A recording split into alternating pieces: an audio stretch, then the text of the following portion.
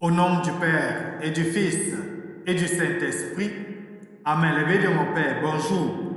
Bienvenue à cette nouvelle journée de méditation où nous continuons notre cheminement, notre aventure avec notre Seigneur, notre Créateur, notre Rédempteur. Et ce matin, nous allons le faire avec le visage de Saint Boniface, évêque et martyr.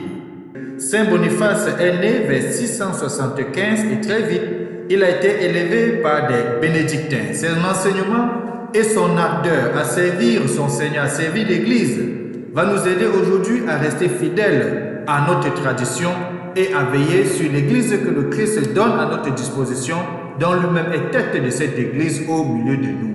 Bien, mon Père, après avoir vu le visage de cette martyre, nous aurons deux textes de méditation.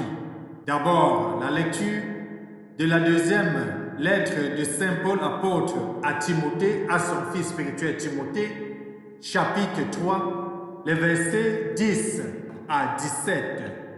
Dans ce passage, on va voir que tous ceux qui veulent vivre en homme religieux dans le Christ Jésus subiront la persécution, en commençant par Saint Paul lui-même qui a été persécuté et aussi les chrétiens autour de nous qui sont persécutés parce qu'ils vivent leur foi étant en communion avec celui qu'ils servent, c'est-à-dire le Seigneur Jésus-Christ. Eh bien, mon Père, peut-être c'est ton cas, peut-être c'est le cas des hommes et des femmes que tu connais auprès de toi. Il y a toujours des hommes qui sont martyrisés, qui sont tués au nom de leur croyance en Jésus-Christ. Ensuite, nous allons méditer l'évangile de Jésus-Christ selon Saint Marc au chapitre 12, les versets 35 à 37. Dans ce passage, les bénis de mon Père, nous allons voir l'interrogation et le questionnement de Jésus-Christ sur l'affirmation des scribes, affirmation selon laquelle Jésus-Christ est fils de David. Jésus sait qu'il est à l'origine de toutes choses et par conséquent, il ne peut pas être le fils de David, mais on le sait, il est de la descendance de David, comme on va le voir dans le livre de Luc au chapitre 1, mais Jésus-Christ est avant David, c'est lui le Créateur. Tournons nos sens à l'intérieur et apprêtons les différents textes de méditation d'aujourd'hui à chacun et à chacune. Bienvenue.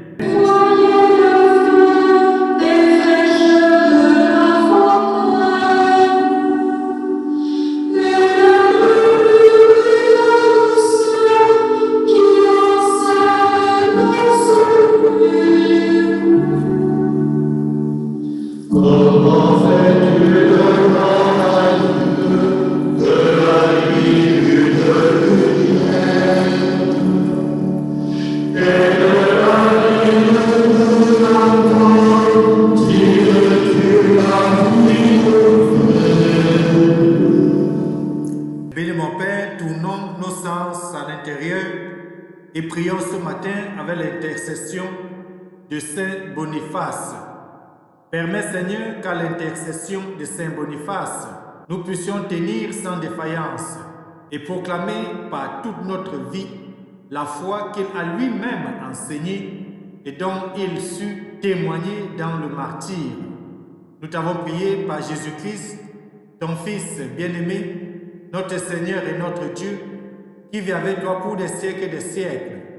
Amen. Le béni de mon Père, lisons la deuxième lettre de Saint Paul apôtre à Timothée au chapitre 3, les versets 10 à 17. Ensuite, nous allons méditer l'évangile de Saint Marc chapitre 12, les versets 35 à 37 et méditons ensemble le psaume 118. Que mon cri parvienne devant toi Éclaire-moi selon ta parole, Seigneur. Que mon cri parvienne devant toi. Éclaire-moi selon ta parole, Seigneur. Que ma prière arrive jusqu'à toi. Délivre-moi selon ta promesse. Que ma prière arrive jusqu'à toi. Délivre-moi selon ta promesse. Que chante sur mes lèvres ta louange, car tu m'apprends tes commandements. Que chante sur mes lèvres ta louange, car tu m'apprends tes commandements. Que ma langue redise tes promesses, car tout est justice en tes volontés. Que ma langue redise tes promesses, car tout est justice en tes volontés. Que ta main vienne à mon aide, car j'ai choisi tes préceptes. Que ta main vienne à mon aide, car j'ai choisi tes préceptes. J'ai le désir de ton salut, Seigneur. Ta loi fait mon plaisir. J'ai le désir de ton salut, Seigneur. Ta loi fait mon plaisir. Que je vive et que mon âme te loue. Tes décisions me soient en aide. Que je vive et que mon âme te loue. Tes décisions me soient en aide. Je m'égare, brebis perdue. Viens chercher ton serviteur. Je m'égare, brebis perdue. Viens chercher ton serviteur. Je ne lis pas tes volontés. Évangile de Jésus-Christ selon Saint Marc, au chapitre 12, les versets 35 à 37. En ce temps-là, quand Jésus enseignait dans le temple, il déclarait: comment les scribes peuvent-ils dire que le Messie est le fils de David? David lui-même a dit, inspiré par l'Esprit Saint, le Seigneur a dit à mon Seigneur, siège à ma droite, jusqu'à ce que j'ai placé tes ennemis sous tes pieds. David lui-même le nomme Seigneur. D'où vient alors qu'il est son fils? Et la foule nombreuse l'écoutait avec plaisir. Acclamons la parole de Dieu. Louange à toi, Seigneur Jésus-Christ. Comment les scribes peuvent-ils dire que le Messie est le fils de David? Eh bien, mon Père, je sais que chacun de nous nous posons aussi cette question avec étonnement. Étonnement, comme si Jésus renonçait du fait qu'il est de la descendance de David. Rappelons-nous, nous avons écouté les textes pendant le temps de l'Avent. Le temps de l'Avent, c'est le temps qui nous permet d'attendre la naissance de Jésus-Christ. Les textes nous annonçaient très clairement que l'enfant qui va naître, Emmanuel, sera de la descendance de Jessé. Et nous savons que Jessé est le père de David.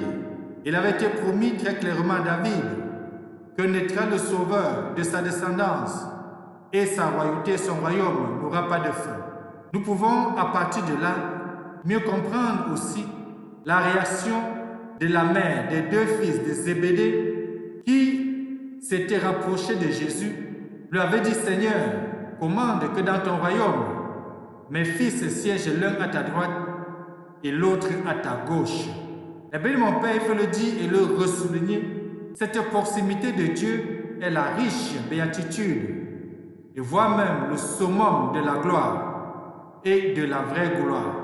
La mère de Jacques et de Jean, les fils de Zébédée, croyaient en un royaume sur la terre, croyaient en un royaume politique, croyaient que Jésus-Christ était venu pour chasser les dominants de l'époque, c'est-à-dire les Romains, pour installer un royaume mondain, un royaume humain, un royaume politique.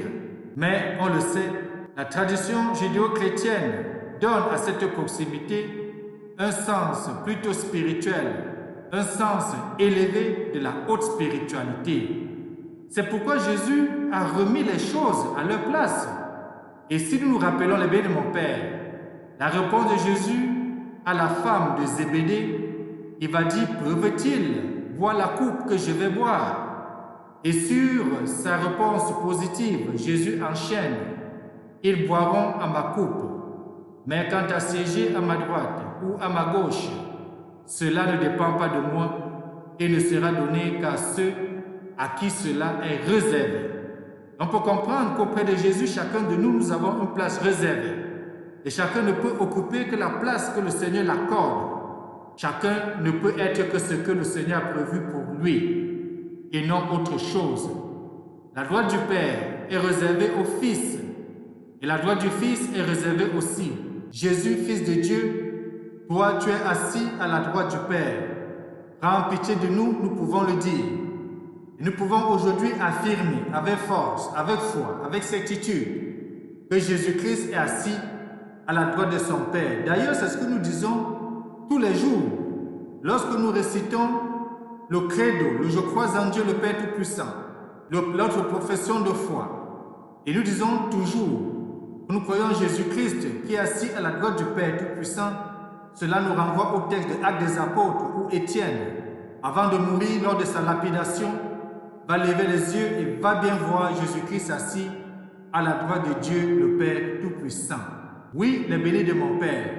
Cela remonte d'ailleurs par l'inspiration que nous venons de voir dans l'évangile de ce matin, où on dit bien sous l'Esprit Saint, David avait bien dit, le Seigneur a dit à mon Seigneur, siège à ma droite jusqu'à ce que j'ai placé tes ennemis sous tes pieds. Déjà au temps de David, il savait déjà, le Seigneur l'avait déjà révélé cela, et nous savons qu'aujourd'hui cela s'est réalisé. Lorsque le Christ est monté au ciel dans son ascension, il s'est assis à la droite de Dieu le Père Tout-Puissant, et c'est lui qui viendra sur le trône pour juger les vivants et les morts. Eh bien, mon Père, c'est donc l'occasion idoine aujourd'hui pour chacun de nous de continuer à prier que notre Seigneur Jésus-Christ vienne nous prendre et qu'il ramène chacun à la place qu'il a réservée. Ne dit-il pas que dans la maison de mon Père, il demeure? Sinon, je ne vous aurais pas dit que je m'en vais vous apprêter une place. Que le Seigneur Tout-Puissant nous bénisse aujourd'hui et nous garde. Lui qui est Père, Fils et Saint-Esprit. Amen. Bonne journée. Louez Dieu, tout le peuple.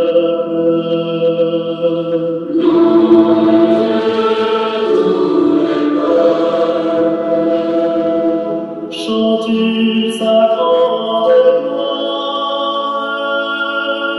Chantez sa grande gloire.